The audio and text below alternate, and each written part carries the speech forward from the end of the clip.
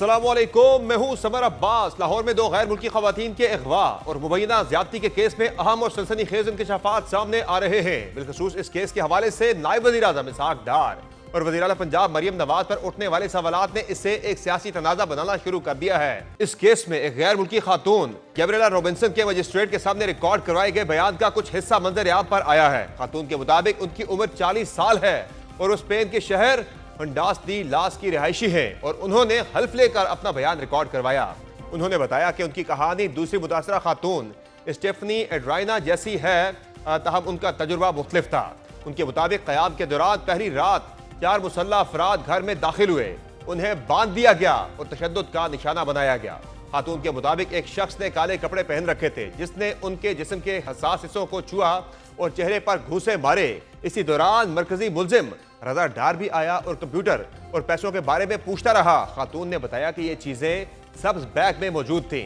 बयान के मुताबिक बाद में स्टेफनी को भी वापस लाया गया और दोनों से पासवर्ड और दीगर मालूमात मांगी गई। इस दौरान उनके सर पर पिस्तौल का बट मारा गया। खातून ने मजीद बताया कि एक शख्स अच्छी अंग्रेजी बोल रहा था।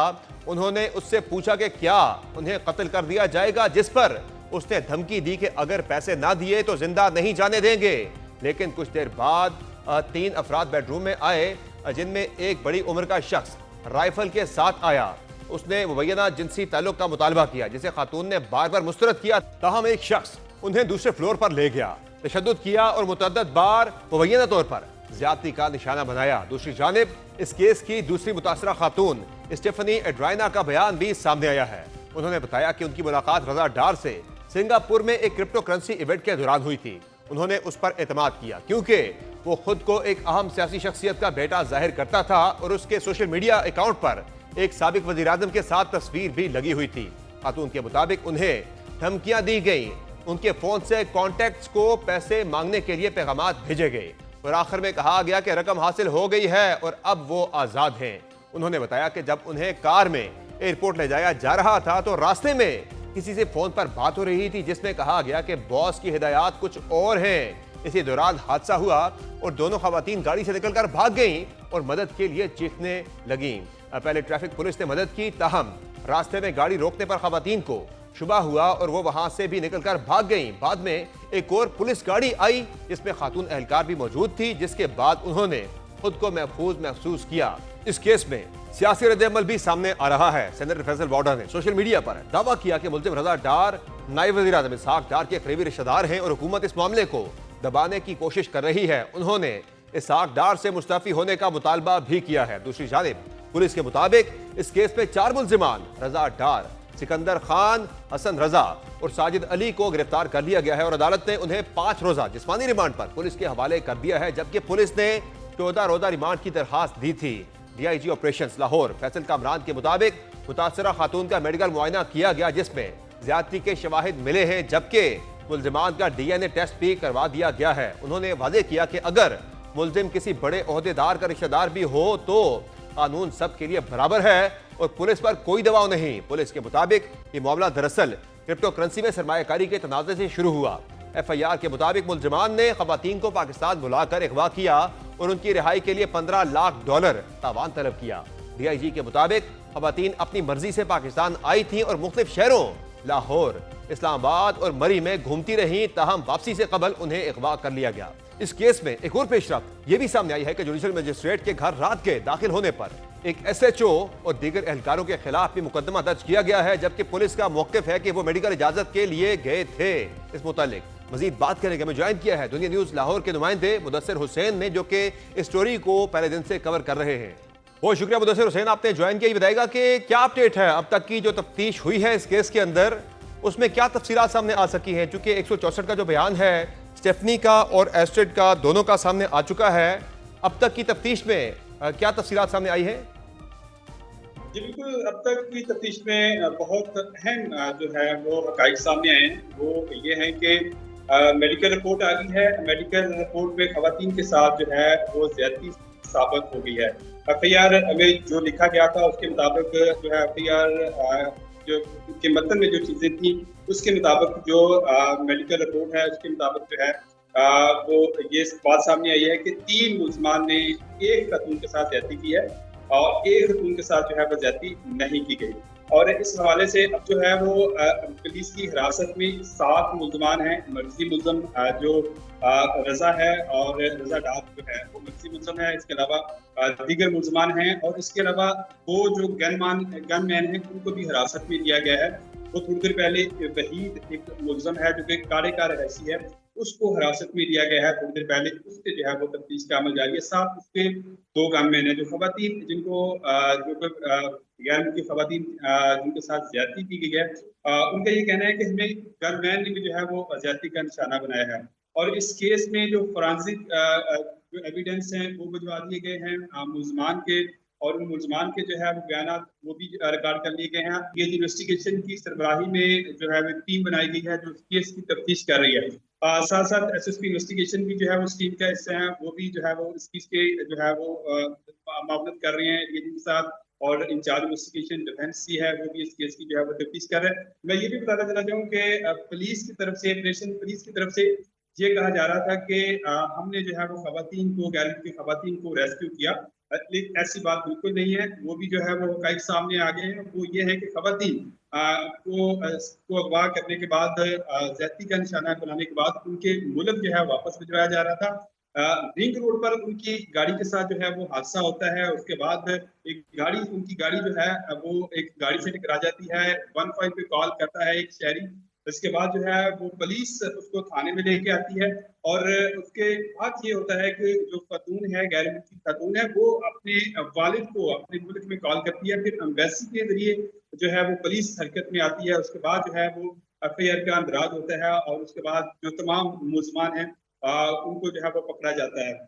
जो मुलजमान जैसे ही वहां पर पुलिस पहुंची थी तो मौके से जो है वो गायब हो गए थे। उसके बाद जो है वो बाद उनको पकड़ा गया। और इस हवाले से जो मरकजी मुलजम है जिसको रजा डार, उसका बहुत अहम और मरकजी किरदार है कि उनके कहने पे ही जो है वो यहाँ पर आई और उनका क्रिप्टो करेंसी का जो है वो कारोबार था जी हाँ। और उनकी इन्वेस्टमेंट अच्छा 4 मुदस्सिर, से ये 5 इस बयान के अंदर भी लिखा है कि वो किसी बॉस के साथ बार बार वो कहती है वो किसी बॉस से बात करते थे बार बार। ये बॉस के बारे में पता लग सका है कि वो किसे बॉस कह रहे थे? जी बिल्कुल। ये बॉस जो है उसका नाम वहीद है, वो अकाड़े का रहायशी है। और उसके 2 जो है वो गनमैन वो भी वहां पर मौजूद थे। जो अकाड़े का रहायशी है वहीद, उसको भी अब पुलिस ने पकड़ लिया। उससे ताहाल तफ्तीश नहीं की गई। तफ्तीश जो है वो की जा रही है। ये जो तमाम मुलजमान हैं उनको थाने में नहीं रखा गया, उनको सीसीटी के जो हवालात हैं वहां पर जो है वो बंद किया गया और उनको खुफिया जो है वो रखा गया ताकि जो उसके बयान रिकॉर्ड ना हो सके। उनसे जो है मीडिया की एक्सेस से उनको जो है वो दूर रखा गया है। और मैं आपको बताता चला जाऊँ कि ये 4 से 5 लाख डॉलर का इनका इन्वेस्टमेंट थी। इसी सिलसिले में इन खवातीन को यहाँ पर बुलाया गया, सही। तशद्दुद किया गया, जिनसी जो है वो ज्यादती का निशाना बनाया गया। एक खतून के साथ जिनसी ज्यादती की गई, दूसरी पर जो है वो तशद्दुद किया गया। 3 जो मेडिकल रिपोर्ट आई है उसमें 3 अफराद जो हैं वो तशद्दुद करने में अब ज्यादती का तक निशाना टोटल बनाने कितने में अफराद शामिल। गिरफ्तार हो सके?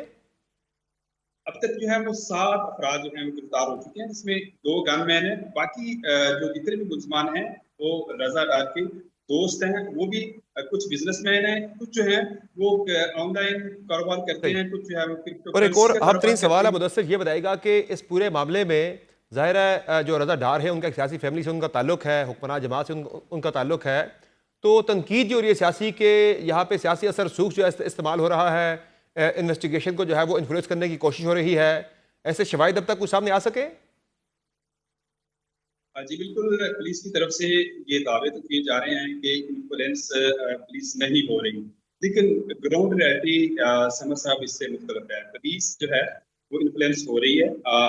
जो जिस तरीके से आम जो है वो मुलजमों से जो है वो सलूक किया जाता है पुलिस का, उस तरीके से जो है वो पुलिस इन मुलजमान के साथ सलूक नहीं कर रही। और आप देखें कि मुलजमान जो हैं वो थाना डिफेंस की हवालात में नहीं है, उनको किसी खुफिया जगह पे रखा गया है। और पुलिस की तरफ से ये भी दावे किए जा रहे हैं कि उनको प्रोटोकॉल नहीं दिया जा रहा। हमारे इसराइल ये ठीक। बताते हैं कि मुलजमान जो है वो प्रोटोकॉल में हैं और उनसे तफ्तीश भी जो है वो बड़े आराम से की जा रही है, पूछगिछ की जा रही है। इस तरह के हीनियस क्राइम के मुलजमान से ठीक। तफ्तीश की जाती है, उस तरीके से जो है वो तफ्तीश नहीं की जा रही। बहुत शुक्रिया और मुदस्सिर, आपने तफसीलात से आगाह किया। और मुदस्सिर का ये कहना है कि उस तरह से मुलजमान को ट्रीट नहीं किया जाता कि जिस तरह से इस नौइयत के मुलजमान को आम तौर पर ट्रीट किया जाता है। इसी पर प्राइम में एक मुख्तसर ब्रेक लेंगे, ब्रेक से वापस आएंगे, एक और अहम तरीन स्टोरी की तरफ बढ़ेंगे। हमारे साथ रहिएगा।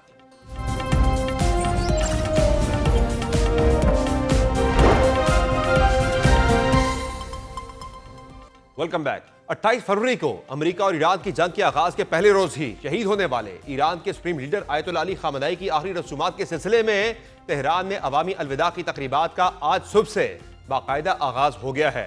गुज़िश्ता रोज बैनुल अक़वामी खराज अक़ीदत की तकरीब का अहतमाम किया गया था, जिसमें दुनिया के मुख्तलिफ ममालिक के रहनुमाओं और वफूद ने शिरकत की थी। जबकि आज सुबह से तेहरान के बड़े मजहबी और सकाफती मरकज इमाम खुमैनी मसल्ला में 2 रोज़ा अवामी अलविदा की तकरीब का आगाज हुआ है। ईरानी हुक्काम को तवक्को है कि ईरान और इराक के मुख्तलिफ शहरों में 6 रोज तक जारी रहने वाली आखिरी रसूमात में 1.5 से 2 करोड़ अफराद शिरकत करेंगे। मुकामी मीडिया के मुताबिक अली खामनेई की नमाज जनाजा कल अदा की जाएगी, ताहम ये नहीं बताया गया कि नमाज कौन पढ़ाएगा। तफसीलात के मुताबिक अवाम को आज शहीद सुप्रीम लीडर को 24 घंटे तक अलविदा कहने की इजाजत दी गई है, जबकि इतवार को नमाज जनाजा अदा की जाएगी। ईरानी मीडिया के ऐलान के मुताबिक अली खामनेई और उनके अहले खाना के लिए दुआया तकरीब कल सुबह 6 बजे तेहरान की एक मस्जिद में मुनक्कद की जाएगी। खबर रसा इदारे AFP के मुताबिक ईरान के साबिक रहबर आला के ताबूत की आमद से कबल ही तेहरान के बड़े मजहबी और सकाफती मरकज ग्रैंड मुसल्ला में हजारों अफराद जमा हो गए थे।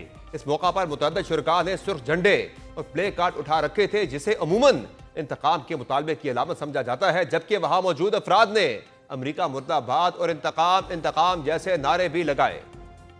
वाज़ेह रहे कि 28 फरवरी को अमेरिका और इसराइल ने ईरान के खिलाफ जंग के पहले ही दिन तेहरान में 30 बरस से ज्यादा अरसे तक रहबर आला रहने वाले आयतुल्ला अली खामनेई को शहीद कर दिया था। इस मुतालिक आने वाली तफसीलात में इंकशाफ हुआ है कि इसराइली जासूस बरसों से खामनेई के बारे में एक तफसीली फाइल तैयार कर रहे थे, जिसमें उनके रोजमर्रा मामूलात, खानदान, मुआवनीन, सिक्योरिटी हल्के और नकल हरकत के तरीकों तक की मालूमात शामिल थी। इसराइल और अमेरिका ने तस्दीक की कि खामनेई हमले की सुबह एक आला सतह के इजलास में शरीक थे। रॉयटर्स के मुताबिक यह दरअसल सुबह के बाद मुतवक्के था, लेकिन इसराइली इंटेलिजेंस ने पता चला लिया कि उसे मुनक्कद किया जा रहा है, जिसके बाद हमले का वक्त भी बदला गया। यह इजलास खामनेई के करीबी हल्के के लिए था और उसमें अली शमखानी और अली लारजानी जैसी अहम शख्सियात भी मौजूद थी। इसराइली मीडिया वाई नेट और द टाइम्स ऑफ इसराइल ने रिपोर्ट किया कि इसराइली फौज का दावा था कि खामनेई को एक नहायत दुरुस्त और इंटेलिजेंस की बुनियाद पर किए गए फिजाई ऑपरेशन में निशाना बनाया गया, जब वो तेहरान में मरकजी क़यादत के हेडक्वार्टर में मौजूद थे। अखबार फाइनेंशियल टाइम्स ने बताया कि अमेरिकी फौजी और साइबर मुआवनत ने इसराइली तैयारों के लिए रास्ता हमवार करने में मदद दी, जबकि CIA की फ्राहम करदा महल्ले वकूल से मुतालिक इंटेलिजेंस ने भी हमले के वक्त के तय्युद में किरदार अदा किया। आगाज में ईरान ने इस वाक़े के बारे में बयानियों को काबू में रखने की कोशिश की, लेकिन हमलों के तकरीबन 20 घंटे बाद तस्दीक कर दी कि खामनेई शहीद हो चुके। वो कि अमेरिका और इसराइल ने इन हमलों से ईरान के सुप्रीम लीडर और आला तरीन क़यादत को शहीद तो किया, लेकिन वो ईरान में रजीम चेंज के अपने मंसूबे में मुकम्मल तौर पर नाकाम रहे। बज़ाहिर दिफाई महाज पर भी ईरानी रद्द-ए-अमल ने अमेरिका और इसराइल को पसपाई पर मजबूर किया है। इसी हवाले से आलमी दुनिया में भी एक मुतवाज़न बयानिया उभर रहा है, जहां कई हल्के ईरान की मुज़ाहमत और बरतरी को तस्लीम कर रहे हैं। गुज़िश्ता रोज शहीद ईरानी सुप्रीम लीडर आयतुल्ला खामनेई की आखिरी रसूमात में शरीक रूस के साबिक सदर और सरबराह रूसी सलामती कौंसिल दिमित्री मेदवेदेव का कहना था कि ईरानी कौम किसी दबाव में नहीं आएगी और अमेरिका के खिलाफ जद्दोजहद में कामयाब होगी। इसके जवाब में अमेरिकी सदर डोनाल्ड ट्रंप का एतमाद अपनी इंतहा पर है। उनके बकौल ईरान अमेरिका से मुआहिदा करने के लिए बेताब है और उन्होंने फिलहाल अली खामनेई की आखिरी रसूमात के लिए ईरान को 1 हफ्ते की मोहलत दी है। गुज़िश्ता रोज अमेरिकी सदर ने यह दावा किया था कि ईरान इस वक्त शदीद मुआशी मुश्किलात से भी दो चार हो गया है, जहां महंगाई 400% तक जा पहुंची है। तहम आज उस पर ईरानी स्पीकर और अमेरिका से हालिया मुज़ाकरात की सरबराही करने वाले स्पीकर बाकर कालिबाफ ने अमेरिकी सदर को आड़े हाथों लिया है। एक्स पर अपने बयान में मोहम्मद बाकर कालिबाफ ने ट्रंप के इस दावे को मुस्तरद करते हुए तंजिया अंदाज में कहा कि जरा तसव्वुर करें, आपके अपने मुल्क के 4 करोड़ से ज़ायद शहरी फूड स्टैम्प्स पर गुजारा कर रहे हों और आप किसी दूसरे मुल्क को भूखा करार दे रहे हों। उन्होंने मजीद कहा कि यह कोई हकीकत पर मबनी ऐलान नहीं, बल्कि अपनी ही सूरत हाल का अक्स है। अपनी स्नैप स्कीम के मशवरे अपने पास रखें। बाकर कालिबाफ ने कहा कि हमारे वसाइल हमारे अपने हैं, हमारे फैसले भी हमारे अपने हैं। बेहतर होगा कि आप अपने मुल्क में ग़ज़ाई क़िल्लत के मसाइल पर तवज्जो दें। इस जंग ने ईरान और अमेरिका को तो एक बार फिर आमने सामने ला खड़ा किया है। वहां इस जंग के आगाज में वो इसराइल जिसकी वजह से अमेरिका ने खुद को जंग में धकेला, उसको न सिर्फ दिफाई तौर पर नुकसान उठाना पड़ा बल्कि उसकी आलमी साख और ताल्लुकात भी दिन ब दिन बिगड़ते चले गए। बिलखसूस अमेरिका और इसराइल के दरमियान ताल्लुकात में कशीदगी बदस्तूर बरकरार है। ईरान के बाद लबनान में भी ट्रंप की जानिब से नेतन्याहू के हाथ बांधे जाने के फैसले ने उन्हें अंदरूनी तौर पर भी शदीद मुश्किलात से दो चार कर दिया है, क्योंकि इसराइली वज़ीर-ए-आज़म अब भी किसी तरह अमेरिकी सदर पर असरअंदाज होने की पूरी कोशिश कर रहे हैं, तहम फिलहाल उन्हें कामयाबी नहीं मिल रही। गुज़िश्ता शब अमेरिकी सदर और इसराइली वज़ीर-ए-आज़म के दरमियान टेलीफोनिक राब्ता हुआ, जिसमें दोनों रहनुमाओं ने जल्द वाशिंगटन में मुलाकात करने पर इत्तफाक किया। आलमी मीडिया के मुताबिक यह राब्ता ऐसे वक्त में हुआ है जब अमेरिका और इसराइल ईरान, गजा और खित्ते के मजमूई सिक्योरिटी सूरत हाल पर मुसलसल राब्ते में है। वाज़ेह रहे कि गुज़िश्ता चंद हफ्तों के दौरान ट्रंप और नेतन्याहू के ताल्लुकात में कशीदगी की इत्तलात भी सामने आई थी। इस मुतालिक आज एक अहम खबर भी सामने आई है, जिसमें अमेरिकी हुकाम की जानिब से यह इंकशाफ किया गया है कि जहां इसराइल ने ईरानी निज़ाम को गिराने और उसका तख्ता उलटने की कोशिश की थी, वहीं अमेरिकी इंतजामिया ने जल्द ही ये जान लिया कि यह हदफ जंग के दौरान हासिल नहीं हो सकेगा। लिहाजा उसने ईरानी फौजी सलाहियतों और बहरी बेड़े को निशाना बनाने पर तवज्जो मरकूज करने का फैसला किया। फिर मार्च और अप्रैल में अमेरिका ने मुज़ाकरात की कोशिश की और इसराइल को इन अमलियत पसंद सियासी रहनुमाओं को कत्ल करने के खिलाफ खबरदार किया, जो किसी भी आने वाले मुज़ाकरात में किरदार अदा कर सकते थे। इसी तनाजुर में अमेरिकी महकमा खारजा के साबिक एहलकार आरोन डेविड मिलर ने कहा कि यह अमेरिका और इसराइल के दरमियान जंग के मकासद के तजाद को जाहिर करता है। यह इसराइली वज़ीर-ए-आज़म नेतन्याहू के उस इसरार की भी अक्कासी करता है जिसके तहत वो किसी भी ऐसे मुज़ाकरात को सबूताज करना चाहते हैं जिसके जरिए अमेरिका नताइज तक पहुंच सकता है। बिलखसूस खबर हुकाम ने तस्दीक की है कि तल अवीव की जानिब से गुज़िश्ता मार्च के वस्त में ईरानी कौमी सलामती के आला ओहदेदार अली लारजानी को कत्ल किए जाने के बाद अमेरिका और इसराइल के दरमियान मजीद इख्तलाफात सामने आए हैं।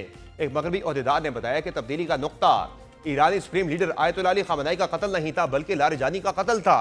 वाशिंगटन किसी ऐसे ईरानी ओहदेदार की तलाश में था जिसके साथ मामला किया जा सके। ताहम अचानक लारजानी के कत्ल की सूरत में ऐसा ओहदेदार मौजूद ही न रहा। अगरचे इस वक्त अमेरिका और ईरान के दरमियान जंग के बजाय अमन और मुज़ाकरात का माहौल है, ताहम अपना हुर्मुज़ अब भी वो मुकाम है जहां हकीकी जंग तो नहीं हो रही लेकिन जंगी कैफियत जरूर मौजूद है। इस मुतालिक दीगर आलमी ताकतें भी ईरान को चैलेंज कर रही है, जिसके जवाब में ईरान भी वार्निंग जारी कर रहा है। बरतानिया और फ्रांस ने अपना हुर्मुज़ से जहाज़ों की महफूज आमदोरफ्त को आलमी मईशत के लिए नागुज़ीर करार देते हुए कहा है कि यह अहम आबी गुजरगाह दुनिया भर की तजारत और तवानाई की तरसील के लिए एक अहम शरियात की हैसियत रखती है। लिहाजा यहाँ बहरी जहाज़ों की महफूज नकलो हरकत की बहाली आलमी तशवीश का मामला है। बरतानिया के वज़ीर-ए-आज़म कीर स्टारमर और फ्रांस के सदर इमानुएल मैक्रोन ने मुश्तरका बयान में कहा कि अपना हुर्मुज़ के जरिए तमाम ममालिक के जहाज़ों की महफूज आमदोरफ्त की बहाली आलमी बरादरी के लिए इंतहाई अहमियत की हामिल है। इसके अलावा फ्रांस ने अपना हुर्मुज़ में बारूदी सुरंगों की सफाई के लिए माइन हंटर्स भी तैनात कर दिए हैं। एक्स पर जारी बयान में फ्रांसीसी सदर इमानुएल मैक्रोन ने कहा कि फ्रांस के माइन हंटर्स शराकतदारों के साथ मिलकर अपना हुर्मुज़ में बहरी आमदोरफ्त की मुकम्मल बहाली और जहाज रानी के तहफ़्फ़ुज़ को यकीनी बनाने के लिए तैयार हैं। उन्होंने मजीद बताया कि ओमानी हुकाम से मुशावरत के बाद तैयारा बरदार बहरी जहाज चार्ल्स डे गॉल को बंदरगाह वापस बुलाने का फैसला किया गया। ताहम बारूदी सुरंगों से निपटने के फ्रांसीसी असासे और उनका हिफाजती दस्ता इलाके में तैनात और किसी भी कार्रवाई के लिए तैयार रहेगा। इस अहम पेशरफ्त के जवाब में ईरान ने भी सख्त रद्द-ए-अमल दिया है। ईरान के नायब वज़ीर ख़ारजा काज़िम गरीब-अबादी ने खबरदार किया है कि अपना हुर्मुज़ खित्ते से बाहर की क़ुव्वतों की फौजी ताकत के मुजाहरे का मैदान नहीं। काज़िम गरीब-अबादी ने एक बयान में कहा कि ईरान एक ज़िम्मेदार ताकत और अपना हुर्मुज़ की सलामती का ज़ामन है। इस आबी गुजरगाह में किसी भी फौजी नकलो हरकत के बारे में खबरदार करता है। उनका कहना है कि अपना हुर्मुज़ की सलामती की जिम्मेदारी साहिली रियासतों पर आयद होती है।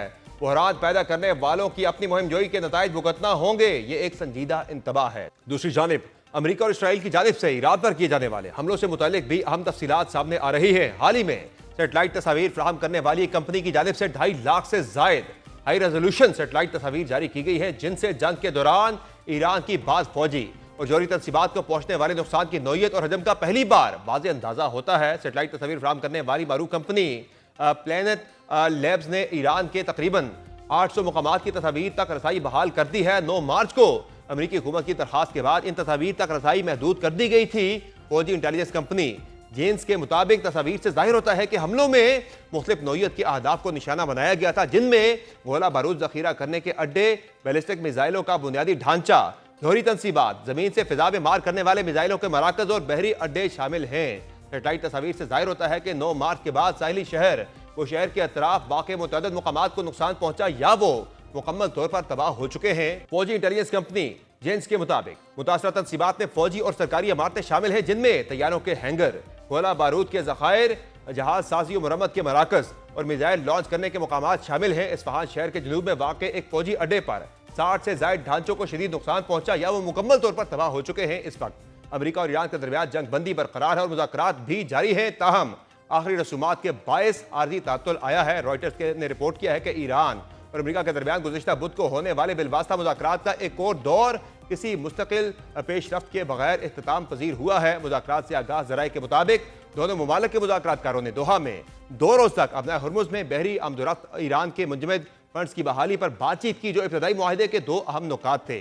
दूसरी जानिब अल अरबिया न्यूज़ का दावा है कि अमेरिका और ईरान के दरमियान मुज़ाकरात का अगला दौर 11 जुलाई को इस्लामाबाद में मुनक्किद होगा। जहाँ ईरान में आयतुल्लाह ख़ामेनी की आखिरी रसूमात जारी है, वहाँ अमेरिका में भी आज से 250वें यौम तासीस की तकरीबात का आगाज हो गया है। इस मौका की मुनासबत से वज़ीर-ए-आज़म शहबाज शरीफ ने भी एक्स पर जारी बयान में सदर डोनाल्ड ट्रंप और रियासत हाय मुत्तहिदा अमेरिका के अवाम की अमेरिकी आज़ादी की 250वीं सालगिरह की तारीखी मौका पर दिली मुबारकबाद पेश की है। उन्होंने कहा कि जब भी आलमी अमन और सलामती को संगीन खतरात लाहक हुए, अमेरिका और पाकिस्तान ने अहम मौके पर एक दूसरे के साथ मिलकर किरदार अदा किया। वज़ीर-ए-आज़म ने कहा कि हम जनूबी एशिया में अमन के क़याम के लिए सदर ट्रंप के अहम किरदार को तस्लीम करते हैं और उसकी कदर करते हैं, जिसने मुमकिन तौर पर तबाहकुन जंग को रोकने में मदद दी और करोड़ों इंसानों की जानें बचाने में किरदार अदा किया। इसी तरह दुनिया भर में कई बड़े तनाज़ात के खात्मे के लिए उनकी मुस्तकिल कोशिशें भी काबिल तहसीन हैं। इस तमाम सूरत हाल पर बात करें, प्रोग्राम में ज्वाइन किया है साबिक सेक्रेटरी खारजा जौहर सलीम ने।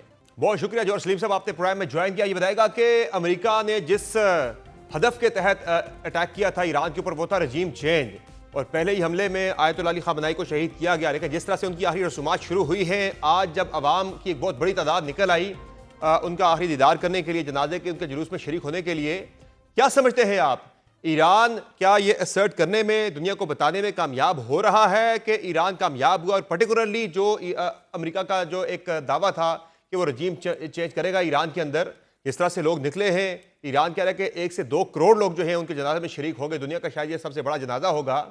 तो ईरान जो है ये क्या असर्ट करने में कामयाब हो रहा है, एस्टैब्लिश करने में कामयाब हो रहा है कि वही फाते रहा इस जंग का? देखिए, मैं समझता हूँ कि जब ये जंग शुरू हुई थी तो उस वक्त भी मैंने कहा था कि जो है ना, ये रजीम चेंज सिर्फ आप एरियल बॉम्बिंग से अगर समझते हैं कि ये हो जाएगा तो वो नहीं हो सकेगा। और मैं नहीं समझता कि वो कोई जो है ना बहुत सीरियस उनका हदफ था। उनकी कोशिश थी कि चलें अगर ये हो जाता है तो ठीक है, वरना उनका मेन हदफ तो यही था कि ईरान को मजबूर करें वो, कि एक तो खैर उनकी कैपेसिटी डिग्रेड करना चाहते थे और दूसरा ये कि मजबूर करें अपनी टर्म्स पे न्यूक्लियर पे सेटल करने के लिए। अब ईरान ने जिस तरह की रेजिलियंस दिखाई, जिस तरह की रिटेलिएशन उन्होंने की, तो उससे 2-3 चीज़ें तो उन्होंने कर ली ना। एक तो ये हुआ कि ख़ास तौर पे जो अपना हुर्मुज़ वाला मामला हुआ, उससे भी बहुत ज़्यादा एक प्रेशर जनरेट हो गया। सिर्फ ऑयल प्राइसेस पे नहीं बल्कि वो पूरी दुनिया पे एक सप्लाई डिस्ट्रप्शन जिस तरह हुआ, और फिर अमेरिका की डोमेस्टिक पॉलिटिक्स पे भी उसका असर पड़ रहा था। एक तो वो फैक्टर था, उससे एक लेवरेज क्रिएट हुई उनके लिए। दूसरा ये है कि जो ईरान ने इंटरनली जो रेजिलियंस दिखाई, जिस तरह से उन्होंने रिटेलिएशन की, तो उससे भी ये साफ अयां हो गया कि जो है ना सिर्फ बॉम्बिंग से उनको मजबूर नहीं किया जा सकेगा, वो टर्म्स जो अमेरिकन चाहते थे। तो जल्द ही ज़ाहिर है कि फिर जब कुछ हफ्ते गुजरे उसके बाद प्रेसिडेंट ट्रंप को ये एहसास हुआ कि इस तरह नहीं होगा, तो फिर ज़ाहिर है वो मुज़ाकरात की तरफ थोड़ी सी आमादगी हो गई। और मैं समझता हूँ कि सही रास्ता भी वही था, मुज़ाकरात, जिसमें एक विन विन सिचुएशन दोनों के लिए क्रिएट हो सकती थी। अभी जो है और वो दौर जो है जिस तरह पाकिस्तान ने उसमें एक पिवटल रोल अदा किया और अब वो ट्रैक पे है, और जो अमन का रास्ता भी वहीं से निकलेगा और दोनों के लिए एक अच्छी सूरत हाल भी वहीं से निकलेगी, दोनों फरीकों के लिए, सिर्फ ईरान के लिए बल्कि अमेरिका के लिए भी। अब जहाँ तक असैसिनेशन की बात है, जो है ना आयतुल्लाह अली ख़ामेनी की, तो अब उसमें कोई शक नहीं कि जो है ईरान के अंदर जो एक सपोर्ट थी रजीम के लिए, वो शुरू से थी, इस जंग के आगाज से। इसमें भी कोई शक नहीं होना चाहिए कि उनकी ज़ाहिर एक मुखालफत भी थी इस रजीम की। उसकी डेमोन्स्ट्रेशन भी हमने देखी इस साल के आगाज़ में। लेकिन एक जो है ना बड़ी तादाद जो है अवाम की वहाँ पे, वो इस रजीम को सपोर्ट भी करती है। और उसमें भी और उस तादाद में शायद इज़ाफ़ा ही हुआ होगा अभी, जी हाँ। क्योंकि जब इस तरह का क्राइसिस आता है तो एक यकजहती होती है सारी कौम में। तो बिल्कुल जो अभी जिस तरह से अवाम वहाँ पे, और ये कहा जा रहा था कुछ दिनों से भी कि ये 10 से 20 मिलियन तक की जो है ना गैदरिंग होगी, जो शायद दुनिया की, बिल्कुल आपने सही कहा, सबसे बड़ा ये जनाज़ा होगा। तो उससे ज़ाहिर है एक सिंबॉलिक जो है ना मैसेज तो जाता है, सारी दुनिया में जाता है। सही हो गया।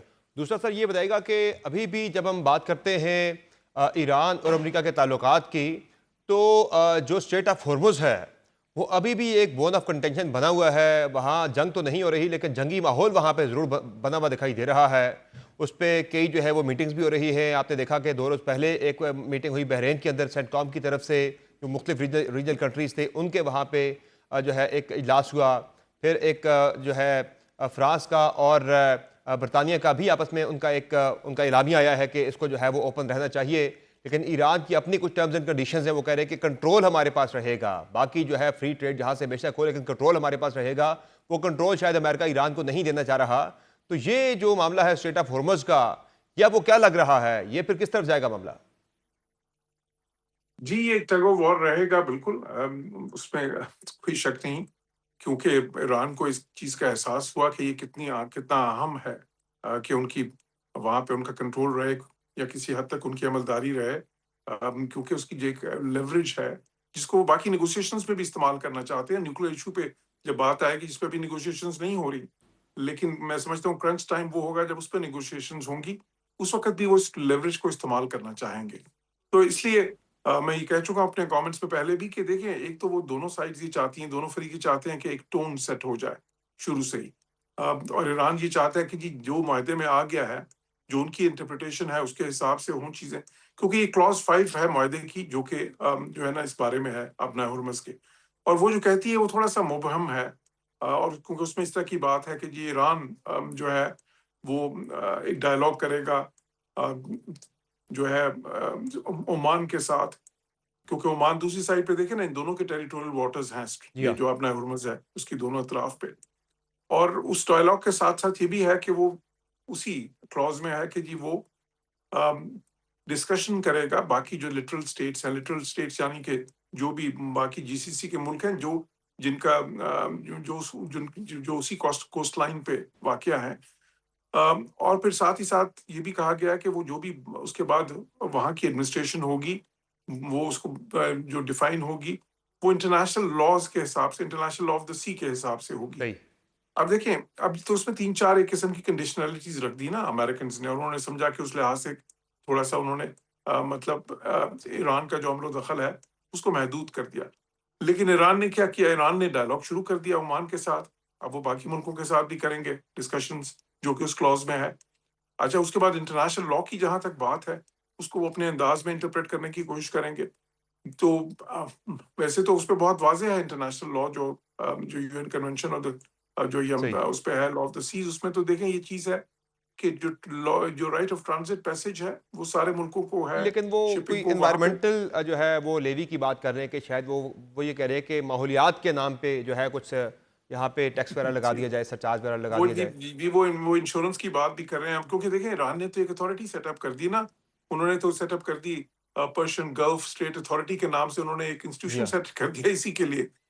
अब देखें, इस जंग से के आगाज से पहले तो कोई ऐसी चीज नहीं थी, जी ना हाँ। ही कोई एनवायरनमेंट के नाम पे कोई चीज थी, ना कोई इंश्योरेंस की बात थी, ना किसी एक किस्म की भी और अमलदारी थी ईरान की उस पे या ओमान की, जो उसके दूसरी तरफ जो उनकी टेरिटोरियल वाटर्स हैं।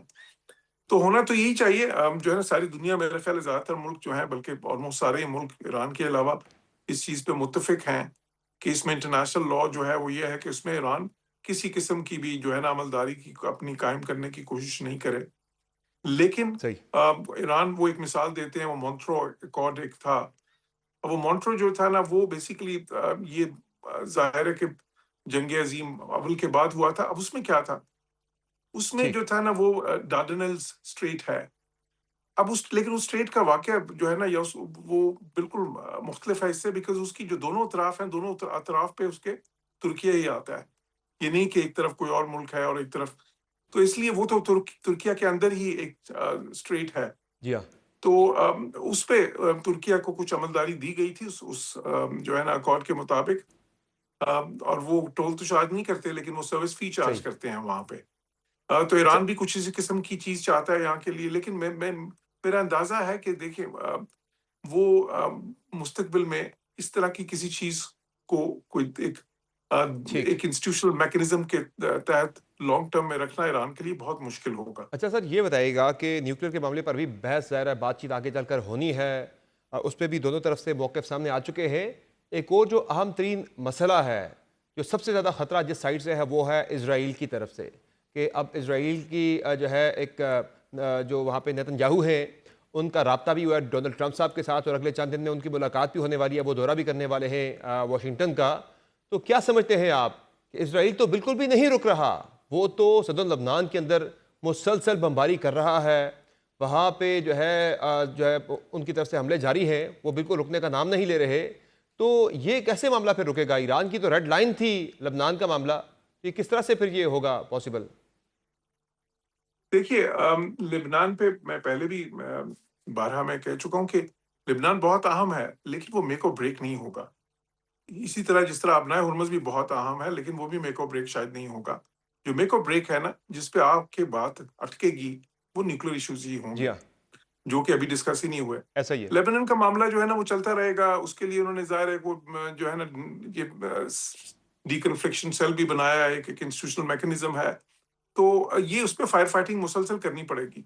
इज़राइल जो है उसमें मेरा अंदाज़ा ये है कि इज़राइल जो है ना, अमेरिका उसको एक हद तक जो है इस चीज़ की, जो आप समझ लें कि दर पर्दा या जो है ना इम्प्लिसिटली उसकी इस चीज़ की जो है ना वो इजाज़त अगर नहीं देता, तो कम से कम गवारा करने के लिए तैयार है कि वो किसी हद तक वहाँ पे जो भी उनका जो फौजी अमलो दखल है उसको कायम जारी रखें। सही। लेकिन साथ ही साथ एक रेड लाइन है अमेरिका की, कि वो चाहते हैं कि वो उस हद से ज़्यादा ना हो जहाँ पे आके ये सारा मुआहिदा ही खतरे में पड़ जाए, ये एमओयू जो है। तो इसलिए वो उस रेड लाइन पे जब आती है बात, तो फिर वो इज़राइल को एकदम मुतनब्बे करते हैं। तो ये चीज़ चलती रहेगी। मैं समझता हूँ कि प्रेज़िडेंट ट्रंप जो है, हालाँकि उनका इंटरेस्ट मुख्तलिफ है इस वक़्त, उनका इंटरेस्ट ये है कि ये अमन का सिलसिला चलता रहे और एक देर पा अमन कायम हो। नेतन्याहू का जो इंटरेस्ट है, कोर इंटरेस्ट, और इज़राइल का कोर इंटरेस्ट ये है कि ये कॉन्फ्लिक्ट चलता रहे, और वो जो है ना मुसलसल ईरान की कैपेसिटी डिग्रेड करते रहें, और इसी तरह जो ईरान की प्रॉक्सीज़ जिनको वो समझते हैं, बेशक वो हिज़्बुल्लाह हो या हमास हो या हूतीज़ हों, उनकी कैपेसिटी भी डिग्रेड करते रहें। और वो कैसे करेंगे? मुसलसल जंग के साथ। वो उनको सूट करता है, नेतन्याहू की जो दाखिली सियासत है उसमें भी उसको सूट करता है, उसपे तो ज़ाहिर है वो केसेज़ का मामला भी है। अभी तो इमरजेंसी वो नाफ़िज़ कर देता है ना, जब ये सही। कॉन्फ्लिक्ट चल रहे होते हैं, तो तो सर, उसकी अगला वो राउंड ज़ाहिर है जब ये तदफीन के मामलात मुकम्मल हो जाएंगे, तो उसके बाद अल अरबिया ये रिपोर्ट कर रहा है कि 11 जुलाई को अगला जो राउंड है अमेरिका और ईरान के दरमियान मुज़ाकरात का, वो इस्लामाबाद में होने जा रहा है। ये देखें बिल्कुल हो सकता है, लेकिन मैं समझता हूँ कि वेन्यू से जो है बहुत ज़्यादा फ़र्क नहीं पड़ता, उसकी एक सिंबॉलिक वैल्यू तो होती है। लेकिन वो वेन्यू बेशक इस्लामाबाद हो या बेशक वो दोहा हो, या जिनीवा हो, जो पाकिस्तान का रोल है इन मुज़ाकरात में, वो मुसलसल कायम रहेगा। जी हाँ। और वो इतना ही अहम रहेगा जितना पहले था। बहुत ही मुश्किल मरहलों पे पाकिस्तान ने इस सारे प्रोसेस को ब्रेक डाउन होने से बचाया माज़ी में, और एक मौके पे नहीं, मुतअद्दिद मौके पे। और ये अभी भी होगा। आप देखें कि आने वाले दिनों में भी ये मुज़ाकरात जहाँ पे भी होते हैं, सही। पाकिस्तान का रोल उतना ही अहम रहेगा, और कई ऐसे मौके आएँगे जब लगेगा कि ये सारा प्रोसेस ब्रेक डाउन हो रहा है, और उस वक़्त फिर पाकिस्तान को रेस्क्यू करने की ज़रूरत जो है ना दोबारा से महसूस होगी। और ये क्योंकि ये बड़ा फ्रेजाइल प्रोसेस है। जी हाँ। इसमें जो है ना अच्छी चीज़ ये है कि दोनों फरीक जो हैं उनके इंटरेस्ट में है कि ये चलता रहे। और ज़ाहिर है कि मीडिएटर जो हैं वो भी बहुत तनदेही से इस पे काम कर रहे हैं। लेकिन ज़ाहिर है कि दूसरी तरफ जो है ना, जो इसके डिस्टेबलाइजिंग फैक्टर्स हैं वो ये हैं कि जो दाखिली सियासत है अमेरिका की, वहाँ पे भी ठीक। प्रेशर है। अभी हमें ईरानी एम्बेसडर अभी 1-2 दिन पहले, कुछ दिन पहले मेरे पास आए थे। हमारी एक अच्छी तवील नशिस्त हुई थी। तो उस गुफ्तगू में भी उन्होंने भी ये बात मानी कि जी ईरान के अंदर भी इसकी मुखालफत मौजूद है, सही तो है। ईरान की दाखिली सियासत भी इसमें एक रोल प्ले करेगी। और फिर सबसे बढ़ के इज़राइल एज़ अ स्पॉइलर, वो भी ज़ाहिर है एग्जैक्टली। इसको इस प्रोसेस को इस पे रोड ब्लॉक्स पैदा करेगा। तो ये बिल्कुल भी ये नहीं होगा, ये स्मूथ नहीं होगा। ये ऐसा ही है। बहुत जो है ना इसी स्मूथ तरह नहीं होगा ये और दुश्वार न्यूक्लियर के बहराल मामले आते पे दोनों रहेंगे। ममालिक के दरमियान आने वाले दिनों में डेडलॉक का जो है वो एक खदशा पैदा हो सकता है। और अल अरेबिया की रिपोर्ट्स के मुताबिक अगला जो दौर है मुज़ाकरात का वो 11 जुलाई को इस्लामाबाद में मुतवक्के है। बहुत शुक्रिया जौहर सलीम साहब, आपने प्राइम में कीमती वक्त दिया। नाज़रीन, पाकिस्तान ने जो सालिसी करवाई है ईरान और अमेरिका के दरमियान बड़ी कामयाबी के साथ पाकिस्तान का सिफारती कद जो बढ़ा है, शायद वो भारत से किसी सूरत में हल नहीं हो रहा और इसी वजह से नरेंद्र मोदी जो है वो बहुत ही ज़्यादा बौखलाहट का शिकार हो चुके हैं। इस हवाले से कुछ इंतहाई अहम तफसीलात ब्रेक के बाद आपसे शेयर करेंगे। हमारे साथ रहिएगा।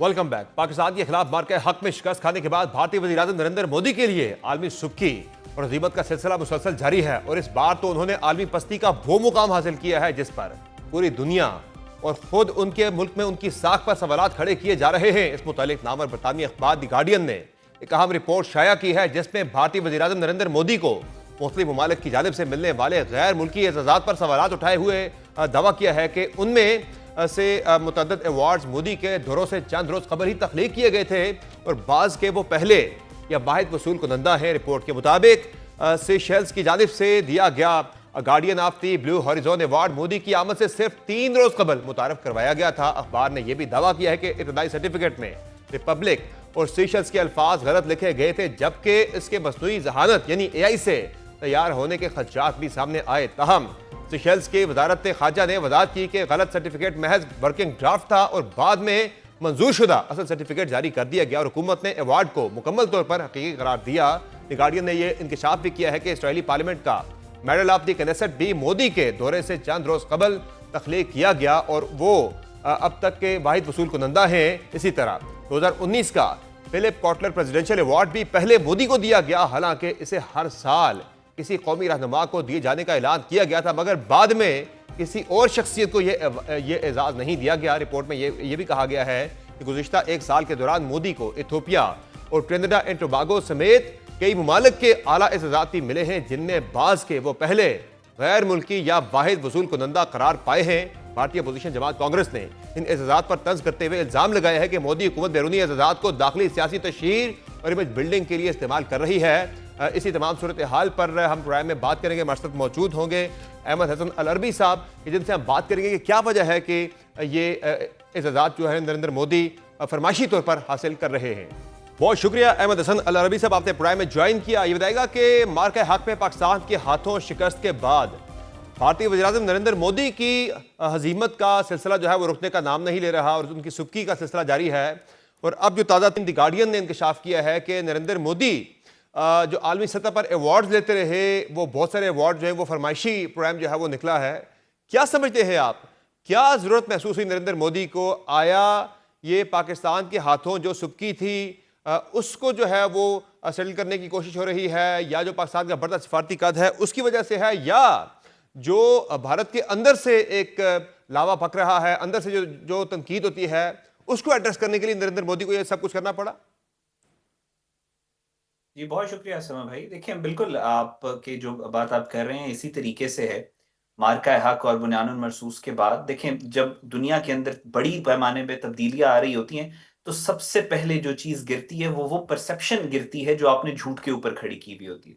भारत ने पिछले 2014 onward specially billions of dollars की उसने अपनी फॉरेन पॉलिसी लॉबिंग के ऊपर ऑफिशियली इन्वेस्ट किया। जितना अनऑफिशियल रॉ कर रही है उसका तो आप हिसाब भी नहीं लगा सकते। वेस्टर्न कैपिटल्स के अंदर ये नैरेटिव क्रिएट करने के लिए कि इंडिया जो है वो चाइना का काउंटर बैलेंस है, इंडिया जो है एक सिविलाइजेशनल कंट्री है, इंडिया का पूरी दुनिया के साथ बहुत बड़ा दुनिया पे एहसान है, India is the super power of the world. लेकिन मार्का हक बुनियानुल मरसूस के बाद आपने देखा कि पाकिस्तान, क्योंकि ये सारा एक फसाड था, एक आई वॉश था, इसकी कोई बुनियाद नहीं थी। जब ये कहते हैं कि अखंड भारत ऑस्ट्रेलिया तक है तो ये हेलुसिनेशन होती है, एक डिल्यूजन होती है, बुनियाद कोई नहीं होती। सो इसकी बेस के ऊपर इन्होंने इंडिया की सारी परसेप्शन क्रिएट की। वो परसेप्शन का इनको एक शॉर्ट टर्म बेनिफिट तो हुआ, लेकिन फिर अल्लाह के फजल से मार्का हक और बुनियानुल मरसूस आया। उस जो जंग हुई इंडिया के साथ उसमें हार्ड पावर और ट्रूथ बेस्ड जो परसेप्शन थी पाकिस्तान की, उसने ओवरशैडो किया इंडिया की पिछले 20 साल की, यानी 2 दहाइयों की सारे के सारे झूठ को। और उसके बाद से आप देख रहे हैं कि इंडिया की foreign policy has practically, BJP और मोदी ने टर्न कर दिया इंडिया की फॉरेन पॉलिसी को इनटू एन इंटरनेशनल एम्बैरेसमेंट। आप मार्का हक बुनियानुल मरसूस के बाद हर हफ्ते की बेस के ऊपर देखें तो एक से एक बड़े से बड़ा ब्लंडर ये लोग करते चले जा रहे हैं। प्रॉब्लम ये नहीं है इंडिया की कि इंडिया की कोई इतनी ज्यादा मुसीबतें और परेशानियों का सामना करना पड़ा है फॉरेन पॉलिसी महाज पे। प्रॉब्लम इंडिया की ये है कि इंडिया को इसका सोल्यूशन इंडिया के पास नहीं है। इंडिया इस जो पाकिस्तान के साथ मार्का हक में हुआ, उसके बाद इंटरनल प्रेशर इनके ऊपर बहुत ज्यादा बढ़ गया। आपने देखा कांग्रेस किस तरीके से इनको आड़े हाथों ले रही है। जयशंकर, जिसको इन्होंने प्रेजेंट किया एज एक्सेप्शनल डिप्लोमेट, आपने देखा वो किस तरीके से इस वक्त साइडलाइन हो गए। इस वक्त जब हम बात कर रहे हैं, भारत में एक बहुत बड़ी र्यूमर ये चल रही है कि आने वाले चंद महीनों में जयशंकर को हटा के एक सॉफ्ट यंग फॉरेन मिनिस्टर को लेके आया जाएगा। उसके बाद नरेंद्र मोदी, अब इनका मॉडल ये बन गया है कि पाकिस्तान की तरफ से जो प्रेशर इन पे आए, इंटरनल प्रेशर जो इन पे आए, वेस्टर्न कैपिटल्स इनको छोड़ने की बात करें, अमेरिका इनसे दूर जाने की बात को, उसका हल ये है कि ये इस तरह से छोटे छोटे जो ममालिक है, सेशल्स जैसे ये आगे पीछे, इनको पैसे देते हैं। जैसे अभी जो अवार्ड इनका, जिसका गार्जियन के ऊपर जो आर्टिकल चल रहा है, $175 मिलियन की एड को फास्ट ट्रैक करवाया, जिसके बाद इस आइलैंड ने नरेंद्र मोदी को ये अवार्ड दिया। और इसी तरह का मामला कनेसे के साथ भी इन्होंने किया था। तो वो जो इंडियन पब्लिक है, उसका हार्ड अर्न्ड पैसा फॉरेन पॉलिसी की बजाय ये गिमिक्स और ऑप्टिक्स के ऊपर लगा रहे हैं, सिर्फ और सिर्फ अपनी डोमेस्टिक ऑडियंस को प्लीज करने के लिए, और इस वजह से कि शायद नरेंद्र मोदी के इक्तदार को कोई खतरा ना आए। लेकिन अब ये जो मॉडल है, ये पूरी दुनिया के साथ साथ भारत में भी फेल हो रहा है। इस वजह से ये सारी चीजें सबके सामने आ रही हैं। और ये बताएगा कि जो भारतीय पॉलिसी है, जाहिर है जिस तरह से पाकिस्तान के हाथों मैदान जंग में शिकस्त का सामना करना पड़ा, फिर उन्होंने जो है प्रॉक्सीज के जरिए पाकिस्तान को नुकसान पहुंचाने की कोशिशें शुरू की, जिसमें फितना अल ख्वारिज और फितना अल हिंदुस्तान के जरिए पाकिस्तान में दहशतगर्दी के जो प्लान्स हैं उस पर भारत काम कर रहा है। तो क्या समझते हैं आप, जिस तरह से एक हार्ड स्टेट का कॉन्सेप्ट आया है पाकिस्तानी रियासत की तरफ से, हमारी मुक्तदरा की तरफ से, क्या समझते हैं कि उसका लॉजिकल एंड भी यही जो उनका ऑपरेशन सिंदूर था उस जैसा ही होगा? जी देखें, जो ऑपरेशन सिंदूर जब इन्होंने किया तो उसका जो सेंटर ऑफ ग्रेविटी था दैट वाज दिल्ली, और उसको जिस तरीके से पाकिस्तान ने काउंटर किया, तो आपने डायरेक्टली देखा कि पाकिस्तान दिल्ली के साथ क्या कैपेसिटी और क्या कैपेबिलिटी रखता है। उसी तरह ये फितना अल खवारिज और फितनातुल हिंदुस्तान, इसका सेंटर ऑफ ग्रेविटी भी दिल्ली है, काबुल एक आम है, और उसको भी पाकिस्तान उसी तरीके से ट्रीट करेगा जिस तरीके से ये पाकिस्तान ने भारत को ये मार्का हक बुनियानुल मरसूस में किया। ग्राउंड के ऊपर इस वक्त हकीकत ये है कि 2001 ऑनवर्ड्स, फिर 2004 के बाद मेजर शिफ्ट आया जब ये दहशतगर्द तंजीमें क्रिएट हुई। ये दोनों, इनको रीब्रांड करके लॉन्च किया गया पाकिस्तान में। इसका आर्किटेक्ट जो था उसका नाम है अजित कुमार डोवल। अजित कुमार डोवल की लेगेसी ही इन दहशतगर्द तंजीमों को तैयार करना है। लेकिन इन 20 सालों में इनका ऑब्जेक्टिव ये था कि खुदा न खास्ता पाकिस्तान के टुकड़े करने। इन्होंने बिलियंस ऑफ डॉलर वर्थ जो इन्होंने इन्वेस्ट किया इन दहशतगर्द तंजीमों के अंदर। लेकिन 20 साल के बाद आज हम यहां पे खड़े हैं कि आप इसी साल के शुरू के 3 महीनों में पाकिस्तान ने फितनातुल हिंदुस्तान की जो पूरी दहशतगर्द तंजीम है उसके तकरीबन 30 से 35% दहशतगर्दों को मारा है। सोफार सेंटर की रिपोर्ट के मुताबिक तकरीबन 2000 के करीब बीएलए के मिलिटेंट्स हैं ये फितनातुल हिंदुस्तान के, और पाकिस्तान ने पिछले इन 2 महीनों के अंदर, इस साल के शुरू के, पाकिस्तान ने तकरीबन 30% इसको इरेडिकेट किया। काउंटर टेररिज्म की डोमेन के अंदर ये एक एक्सेप्शनल काम, एक मिरेकलस काम है। फितनातुल खवारिज का आप देखें कि पाकिस्तान उनको यहाँ पे भी, हम बॉर्डर के अंदर भी टारगेट कर रहे हैं, काइनेटिक ऑपरेशंस।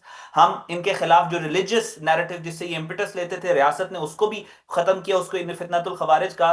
और जो फाइनल नॉप था, जो इनके सेंचुरी सी अफगानिस्तान में, उनके खिलाफ भी पाकिस्तान ने काउंटर सेंचुरी ऑपरेशंस लॉन्च किए। और 20 साल के बाद बिलियंस ऑफ डॉलर की इन्वेस्टमेंट के बावजूद पाकिस्तान का 1 इंच 1 सेंटीमीटर भी ऐसा नहीं है कि बीएलए और टीटीपी जो हैं या फितनातुल खवारिज और फितनातुल हिंदुस्तान वो पाकिस्तान से ले चुके हो। सो इनका जो लॉजिकल एंड है वो यही है कि जो ऑपरेशन सिंदूर में भारत के साथ हुआ, वो ये जो फितनातुल हिंदुस्तान और फितनातुल खवारिज हैं वो इनके साथ होता हुआ वाज़ेह राइटिंग ऑन द वॉल इनके साथ इस दहशतगर्दी के नतीजे में भी वही हो। जो भारत के अंदरूनी मसाइल हैं, जिस तरह से वहाँ माइनॉरिटीज़ को दीवार के साथ लगाया जा रहा है, और एक हिंदुत्वा की वहाँ पे जो एक डोमिनेंस है बहुत ज़्यादा हर मामले में, हाँ वो उनकी फ़ौज हो या उनके दीगर मामलात हों, उस हवाले से भी परसों एक पाकिस्तान के आला सिक्योरिटी जो है हुकाम की जानिब से ये कहा गया था। इस जो है यहाँ से ये एक प्रेडिक्शन आई है कि अगला जो सबसे बड़ा जो कत्लेआम होना है वो भारत के अंदर होना है, दुनिया का सबसे बड़ा कत्लेआम,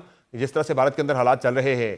तो क्या समझते हैं जो डोमेस्टिक भारत के हालात हैं वो भारत को किस तरफ लेकर जा रहे हैं, पर्टिकुलरली जो हिंदुत्व की पॉलिसी है वो भारत को किस तबाही की तरफ लेकर जा रही है? जी देखें, बिल्कुल there is absolutely no doubt, और यही बात सामने आई थी कि ये it's writing on the wall कि भारत जो है इंसानी, क्योंकि 1 अरब प्लस की आबादी है, 20 करोड़ के करीब मुसलमान है, तो मुसलमान 20 करोड़ के करीब इस नेशन स्टेट के अंदर किसी मुल्क में हो तो वो कभी भी माइनॉरिटी नहीं होते। उसके बाद आप इंडिकेटर्स ग्राउंड के ऊपर देखें कि इस दुनिया के अंदर जिस मुल्क में सबसे ज्यादा चर्चेस को आग लगाई गई वो भारत है। yeah. इस दुनिया के अंदर सबसे ज्यादा गुरुद्वारे जहां पे तबाह किए गए, मस्मार किए गए, वो भारत है। और सबसे ज्यादा मसाजिद को जहां पे शहीद किया गया वो भारत है। सबसे ज्यादा अकलियतों का जो कत्ल हुआ है अभी तक वो भारत में हुआ है, माइनॉरिटीज के साथ जो कत्लेआम होते हैं। सबसे ज्यादा कवानीन की पामाली, जो इंसानी हकूक की पामाली जो है वो भारत में होती है। उसके साथ साथ एफ्स्पा जो कानून रेप को जस्टिफाई करता है वो सिर्फ और सिर्फ पूरी दुनिया में वो ड्रैकोनियन लॉ भारत के अंदर मौजूद है और उनको माइनॉरिटीज के खिलाफ इस्तेमाल किया जा रहा है। मणिपुर के अंदर क्रिश्चियंस के खिलाफ ये अटैक कर रहे हैं। इधर पंजाब, जो इंडियन पंजाब है, वहां पे सिखों की आइडेंटिटी यानी कच्छ, कड़ा, करपान, कंगा, केश को टारगेट कर रहे हैं। जो सिखों की आवाज उठाता है उसको कत्ल करा दिया जाता है। ओमपुरी को कत्ल किया, सिद्धू मूसेवाले को कत्ल किया, दीप सिद्धू को कत्ल किया, अमृतपाल सिंह को जेल में डाल दिया। समरजीत मान के आप बयानात, इंकशाफात सुने कि किस तरीके से उनके पैरों के नाखूनों को निकाल के वहां पे करंट दिया जाए। सो इस एनवायरनमेंट के अंदर इंडिया का बनना 1947 में इस तरीके से वो भी एक एनॉमली था। और इनके पास कोई ब्राह्मणाइज, ये तो छोटी सी एलीट है, यानी 3 से 4% जो इंडिया के हैं, ब्यूरोक्रेसी को ये कंट्रोल कर रहे हैं, जुडिशरी को ये कंट्रोल कर रहे हैं, मीडिया को ये कंट्रोल कर रहे हैं, पॉलिटिक्स को ये कंट्रोल कर रहे हैं। हर जगह के ऊपर इन्होंने अपना कंट्रोल असर्ट किया हुआ है। और ना सिर्फ माइनॉरिटीज, हिंदुइज्म के अंदर भी जो 52% दलित हैं, यानी 52% हिंदूज जो हैं वो दलित इंडिया के अंदर मौजूद है, उनके साथ भी ये जो सलूक कर रहे हैं। तो तमाम इंटरनल और एक्सटर्नल इंडिकेटर्स जो हैं वो ये बात साबित करते हैं कि इंडिया एक बहुत बड़े जेनोसाइड के दहाने पे खड़ा है। और वो जो सिक्योरिटी ब्रीफिंग में भी बिल्कुल इसी तरीके से ये बात की गई। और इवन जो ग्रेगरी स्टैंटन है, world genocide watch United nation की जो इदारा है, उसके हेड, जिसने रवांडा के जेनोसाइड को प्रेडिक्ट किया था, उसका बाकायदा तौर पे समर भाई ये बयान मौजूद है अब से चंद साल कबल का, कि उसने कहा था by 2030 India is at the cusp of a genocide. मैं एग्जैक्ट कोट कर रहा हूं, इंडिया में इंसानी तारीख का सबसे बड़ा कत्लेआम होगा। तो पाकिस्तान भी इसको ऐसे ही रीड कर रहा है। और हमारी जो सिक्योरिटी ब्रीफिंग थी उसमें भी ये सारे इंडिकेटर्स एक्सप्लेन किए गए कि इंडिया यहां पे खड़ा है। सही है, बहुत शुक्रिया अहमद हसन अल अरबी साहब, आपने प्राइम में ज्वाइन किया। यकीनी तौर पर भारत के जो अंदरूनी और बैरूनी मसाइल हैं उन सब की वजह से ही जो है भारतीय वज़ीर-ए-आज़म नरेंद्र मोदी को उन सब से तवज्जो हटाने के लिए ये फरमाइशी अवार्ड्स का ड्रामा रचाना पड़ रहा है। आज की शो में इतना ही, इजाज़त दीजिए, अल्लाह हाफ़िज़।